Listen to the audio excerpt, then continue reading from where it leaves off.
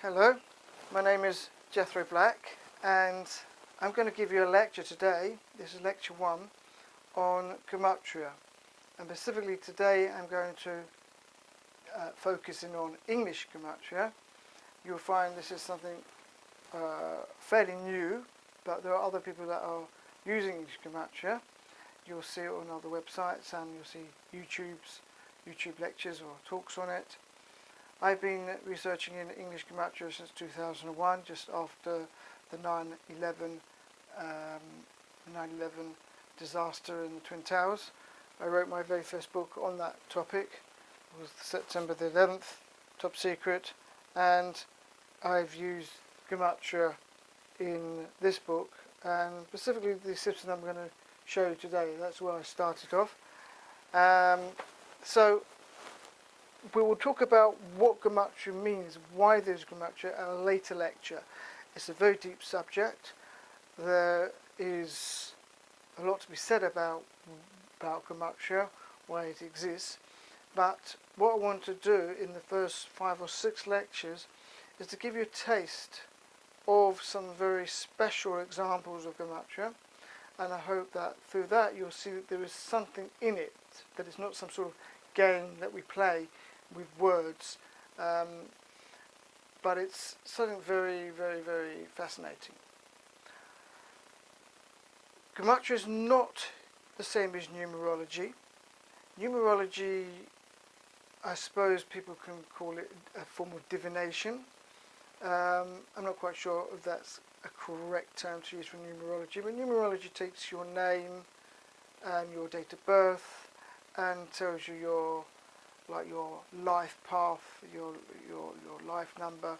I've actually not looked into a lot in numerology. It's not a subject which I've gone into. I have read a book on it many years ago. You can see that there is a similarity between numerology and Gematria, and the system that they use in numerology is what we would call in Hebrew Misbar Katon, the small value. And we'll look at that system at another time. The system that is basic to all systems is what we would call the placement value. Some people call it the simple value, but it is the placement value because the value of the letters are the values that it takes at its placement. So if it's the 15th letter, it's 15. If it's the 20th letter, it's 20. In English, quite simply, A would therefore be 1, B would be 2, C would be 3, all the way to Z, which would be 26. So this chart you'll find in all my books because it's the most basic of them. I'll stick him up here for the time being. And I call it PV for short, placement value. First example I'm going to give you is of the numbers themselves. That is a very good starting point because the numbers are words which we give to represent the numbers. There are 9 of them, and one would think, well, what's special about the names? We could call it what we like. This could be Henry, and this could be Mick and Barbara, and we could give them any name. We give names to everything. This is a whiteboard, this is a rubber, rubber. Why do I give those names to it? Do they have any meaning besides the fact that I decide to call it that word? Often words are developed from other words. They have some idea about the use.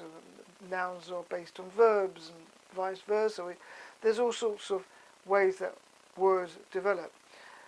We could say that one came from the French, which was un, which is spelled UN, United Nations.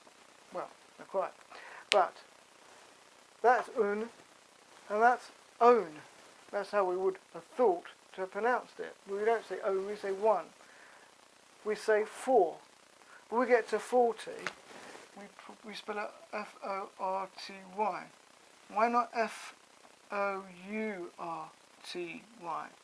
Which great man came along and said that we're going to do away with the U? And why? We've got 8 we could have spelled 8 in a different way, A-T-E. 2. Well, these words, do they have really any significance, or they're just developed and, you know, comes from the Vikings and the Normans, and they came over and they jabbled up the letters, and some of it comes from French, some come from Latin, a bit of German, you know, everything. A bit of a hybrid of everything. So, what I've done here is I've taken the letters O-N-E, and I've added up. O is 15, N is 14, and E is 5. And I add up the values, and I get 34. 2 is, T is 20, W is 23, O is 15, gives me 58. And all the way down, I've written out 3 is 56, 4 is 60, 5 is 42, 6 is 52, 7 is 65, 8 is 49, and 9 is 42. Just by adding up the letters. That's what we do in Gematria. There are times when I don't use adding, but very, very rarely. We will mainly see just adding up of the letters. So the question then is there pattern to these numbers? Because if there is, then it calls into question whether these names are just ad hoc. And if you look at these numbers, you probably really can't see any pattern there. And to be truthful, I didn't see any pattern there either. But I didn't write it down like that in the beginning. I actually wrote down number 1, number 2, number 3, all the way down. And the word number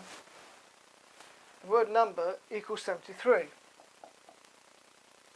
N is 14, U is 21, M is 13, B is 2, E is 5, and R is 18. If you add those up, you get 73. So what I have to do is to add 73 to each of these numbers here. And take this off. We'll see if we can see a pattern.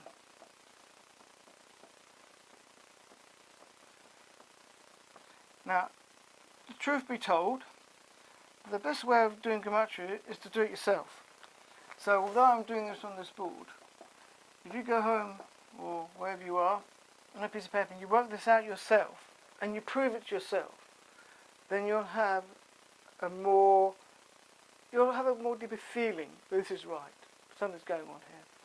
Just to watch may not give you the same. So now I'm going to add these up. That's 107.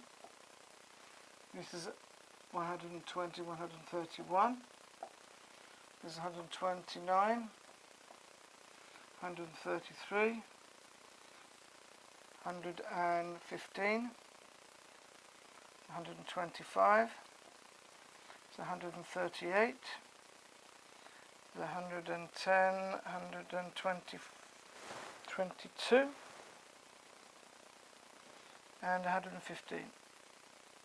9 and 5 actually have the same number. Now, can I see a pattern there? That's the question. And the answer is, if you're used to adding up lists of numbers, you normally look for numbers that add up to 10. That just makes it a little bit easier. So, one can see a 1 and a 9, a 7 and a 3. You can see 2 and an 8 is 10, 5 and a 5 is 10. But that's not the pattern. The pattern is when we add these numbers together. So 131 and 129 is 260.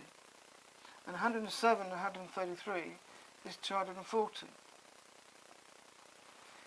Down here, 138 and 122 is 260. 125 and 115 is 240. So, if you don't know, I call my publishing company Wow Discoveries, because I started saying wow whenever I discover something. So, here we are. One of my books on James Bond. Now, there we are. Wow Discoveries, W-O-W, wow, wonder of wonders. That's what wow is, wonder of wonders. You heard the song, wonders of wonders, a miracle, a miracle. Got to watch The Fiddler on the Roof to see that one. Anyway, you've got a W there, and a W upside down, and now in the middle, that's my insignia. That is wow. So I say wow to many things I discover. If you're not here when I discover something, you don't know that I jump up and down, but I'm more exciting than what I perhaps present myself here. But if you look at this now, you've got a pattern. and a pattern means it cannot be by chance. You see a pattern anywhere? Something's put it there.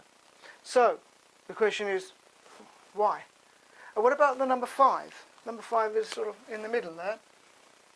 And what does he do? If you look at your fingers, you've got 5 fingers. So we've got a bit of reflection there. Each 5, you get to 5 and you get a reflection. So number 5 represents reflection or mirror. I do have another. This is the first of my lectures. I gave lectures actually a number of years ago, which didn't really turn out very good because you couldn't see what I was writing. I had a white flipboard, and you could hear me, but you couldn't see what I was writing. I've gone into something different now, a whiteboard, but I spent many months making slideshows, which I put on YouTube in my Wild Discovery channel, and there you will see a YouTube PowerPoint show on reflection, and you'll see this at the beginning, what I've put here, but you also see how the number 5 is connected to reflection. So if you search in YouTube for reflection in Gematria, reflection will bring you up to many things, Gematria, or you can put Jethro Black, and that will also bring you Jethro Black, and they'll also bring you up to, should come up at the very top, and you can have a look. But it's quite complex because it goes into other systems, so you might want to wait a little bit before you watch that, because they're going to show you more advanced systems and how it all comes together. So this is lecture 1. Thank you for watching. There will be more. I'm going to show you some very amazing things in the first few lectures, and that will give you a taste of what I do and the power of Gematria. Of course, this needs explaining. I'm not going to go into that now. What do these numbers mean? You can see 240, 260 equals 500, another 500 there, and we've got that makes 1,000. There's plenty more to talk about this, but I don't want to do that now. There are things written in my books which you can see, but at the moment I just want to show that these numbers are not just ad hoc. They are there for a reason, and you'll see more of that later on, because the more you see of Gematria, the more you realise that the names of things and the names of the numbers themselves are not something which mankind has just sort of come up for just, chance. We'll look at chance a lot later on, and we'll look at probability theory and whether all this can be by chance. Thank you for looking. You'll see down in my description my email address, my Wild Discovery email address. I will be putting up a website when I finally have made one, but that'll be later. But I have a catalogue which can be sent to you as an e-catalogue, and of my books and my CDs if you want to see them, and you can just email me at the address in the description. Thank you for watching. Please give me a like, and we'll see you in lecture 2.